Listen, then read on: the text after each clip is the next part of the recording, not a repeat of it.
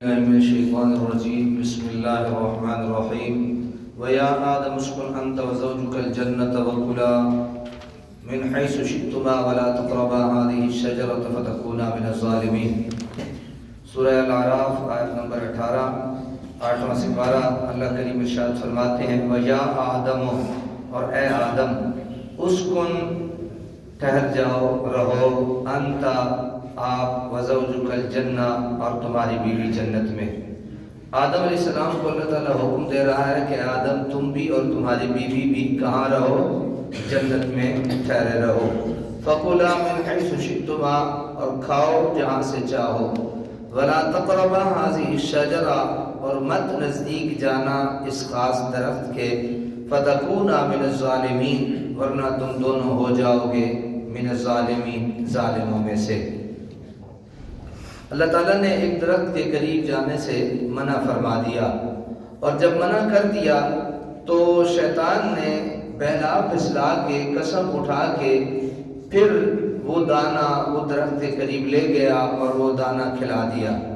اب کیا ہوا؟ اللہ تعالیٰ نے فرمایا کہ چونکہ اگر تم گئے تو ظالموں میں سے ہو جاؤ گے، تو یہاں پہ ظلم کی جو لفظ آیا ہے اس کی تحقیق کرتے ہوئے حضور سید جعل امت رحمۃ اللہ تعالی لکھتے ہیں کہ صاحب تاج العروس نے لفظ ظلم کی تحقیق کرتے ہوئے لکھا ہے کہ ظلم کا لغوی معنی نقصان اور خسارہ ہے۔ ظلم کا لغوی معنی کیا ہے؟ نقصان اور خسارہ۔ اس تحقیق کے مطابق اس آیت کا معنی وہ ہوگا جو میں نے کیا ہے۔ آپ نے کیا اس کا معنی کیا ہے؟ فَتَكُونَا مِنَ الظَّالِمِينَ تم دونوں ہو جاؤ گے نقصان اٹھانے والوں میں سے۔ اب اس کو ذرا غور سے سنیے گا، ایک دو باتیں جو انسان کے ذہن میں پیدا ہو سکتی ہیں ان کے جوابات ان باتوں میں موجود ہیں۔ اور بطور استشہاد تاج العروس نے بطور استشہاد یہ آیت پیش کی ہے وَكِلْتَا الْجَنَّتَيْنِ آتَتْ أُكُلَهَا وَلَمْ تَظْلِمْ مِنْهُ شَيْئًا اے وَلَمْ تَنْقُصْ۔ ویسے ظلم کا استعمال حق سے تجاوز کرنے کے معنی میں بھی آتا ہے، یعنی نقصان خسارے کے معنی میں بھی آتا ہے اور حد سے تجاوز کرنے کے معنی میں بھی آتا ہے، خواہ وہ تجاوز زیادہ ہو یا تھوڑا۔ اسی وجہ سے کفر و شرک اور گناہ کبیرہ پر بھی اس کا اطلاق ہوتا ہے اور گناہ صغیرہ پر بھی۔ گناہ صغیرہ چھوٹا ہوتا ہے تو حد کا تھوڑا تجاوز ہوا اس پہ بھی آیا، اور کبیرہ بہت بڑا گناہ ہوتا ہے کفر و شرک اس پہ بھی آیا۔ اس لیے شیطان کو بھی ظالم کہا گیا اور آدم علیہ السلام کو بھی اگرچہ ان دونوں کے ظالم ہونے میں زمین و آسمان کا فرق ہے۔ کہاں شیطان کا ظالم ہونا اور کہاں حضرت آدم علیہ السلام کو یہ کہا جانا کہ آپ بھی کیا ہیں؟ ظالموں میں سے ہو جائیں گے۔ تو یہ چیز ہمارے ذہن میں ہونی چاہیے کہ جب بھی کوئی لفظ کسی کے مقام و مرتبہ کے لحاظ سے بیان کیا جاتا ہے تو اس کے معنی بھی بدلتے رہتے ہیں۔ اب شیطان کرے گا تو وہ ظلم ہوگا، وہ حد سے تجاوز کرنے والا ہوگا، اور اگر یہی کام حضرت آدم سے سرزد ہوا تو کیا کہا جائے گا؟ نقصان اٹھانا ہے۔ کتنا پیارا ہمیں قرآن نے ادب سکھایا ہے، اور پھر اللہ کے ولیوں نے ہمیں کتنا پیارا ادب سکھایا ہے۔ دیکھیں نا، اگر ایک ہی لفظ اور ایک ہی کنسپٹ دماغ میں موجود ہو، لفظ بھی ایک ہو، کنسپٹ اور تصور بھی ایک ہو، تو بندہ کیا کہتا ہے کہ جس شیطان نے بھی ظلم کیا تھا اور آدم علیہ السلام نے بھی ظلم کیا، بڑے ظالم۔ تو کوئی اپنے باپ کے بارے میں تو ایسا نہیں کہتا۔ ہمارے حضور سیدی شیخ الاسلام والمسلمین خواجہ قمر الدین سیالوی رحمۃ اللہ تعالیٰ ایک دفعہ بڑے موج میں اور ذوق میں آپ فرمانے لگے ہم بے شک نبی کی اولاد ہیں، بے شک نبی کی، آدم کی اولاد ہے نا، آدم نبی تھے، بے شک ہم نبی کی اولاد ہیں لیکن ہم اللہ کے نبی کے غلاموں کے غلاموں کے غلاموں کے غلاموں کے غلاموں میں سب میں کھڑا ہونا پسند کرتے ہیں۔ یعنی حضور صلی اللہ علیہ وسلم کے غلاموں کی بے شک ایک طرف ہمیں اللہ تعالیٰ نے نبی کی اولاد بنایا ہے، لیکن ہم اپنے محمد کے غلاموں کی صف میں کھڑا ہونا کیا کرتے ہیں؟ پسند کرتے ہیں۔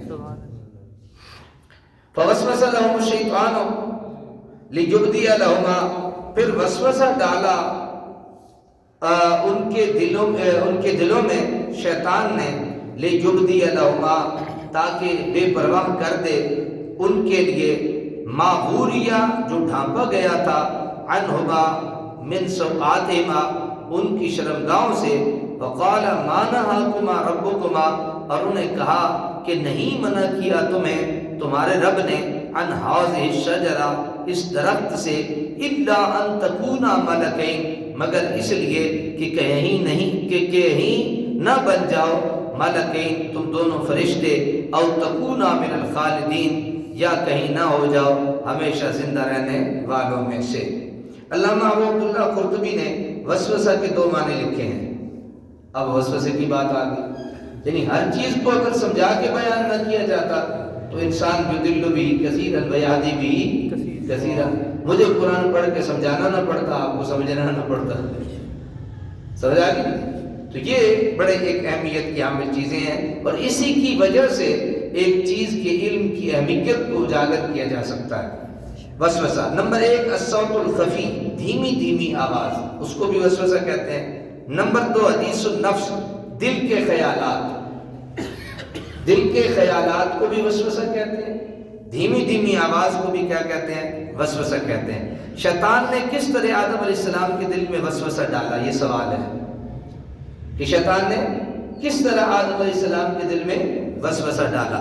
بعض نے تو یہ کہا کہ آدم علیہ السلام جنت کے دروازے پر آئے، شیطان نے چپکے سے ان کو یہ بات کہہ دی۔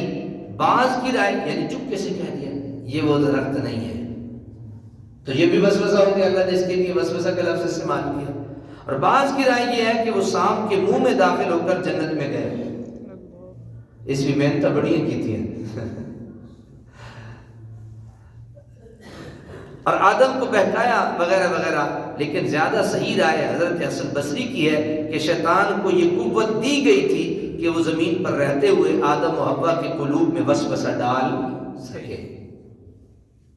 قال الحسن، صوفیاء کرام کے نزدیک تو دور سے توجہ باطنی کا اثر مسلمات سے ہے، لیکن حکماء اور فلاسفہ بھی اس کے منکر نہیں ہیں۔ دور دراز سے محض اپنے قلبی توجہ سے اپنے شاگردوں کی اصلاح اور تربیت کیا کرتے تھے۔ مسمرزم میں بھی عامل محض اپنی توجہ سے معقول کو بے ہوش کرتا ہے، یعنی نہ ماننے پہ آئے تھے نہ مانے، اور ماننے پہ آئے تو مسمرزم کو مان بیٹھے۔ تو یہ ایک طریقہ واردات ہے، اور اس سے اپنی مرضی کے مطابق کام کراتا ہے۔ اس نے وسوسہ یہ ڈالا کہ یہ درخت جس کے قریب جانے سے ہی تمہیں روک دیا گیا ہے، اس کی تاثیر یہ ہے۔ وسوسہ کیا ڈالا؟ وسوسہ کیا تھا؟ اس نے کیا ڈالا؟ اس کی تاثیر یہ ہے کہ جو اس کا پھل کھائے گا اس میں فرشتوں کے سے خصائص پیدا ہو جائیں گے اور اسے حیات جاوید نصیب ہو جائے گی۔ یہاں یہ بات غور طلب ہے کہ جب آپ مسرود ملائک تھے تو پھر آپ کے دل میں اپنے سے فروتر، یعنی جو اپنے سے کم تر مخلوق بننے کا شوق کیسے پیدا ہوا؟ فرشتے کم درجے کے ہیں، فرشتوں سے بہتر ہے انسان بننا، مگر اس میں ہے کچھ محنت زیادہ۔ اس کی وجہ یہ بیان کی گئی ہے کہ کیونکہ آپ کو علم تھا کہ فرشتے زندہ جاوید ہیں، اس لیے آپ کے دل میں بھی ہمیشہ زندہ رہنے کی آرزو پیدا ہوئی۔ بعض لوگوں نے اس آیت سے یہ استدلال کیا ہے کہ ملائکہ انبیاء سے افضل ہیں، اس سے یہ کیا کہ ملائکہ کس سے افضل ہے؟ انبیاء سے افضل ہے۔ اس کا جواب علامہ بیضاوی نے یہ دیا کہ آدم علیہ السلام کا مقصد یہ نہ تھا کہ ان کی حقیقت بشری حقیقت ملکی سے بدل جائے، کیونکہ ایسا ہونا تو ناممکن تھا۔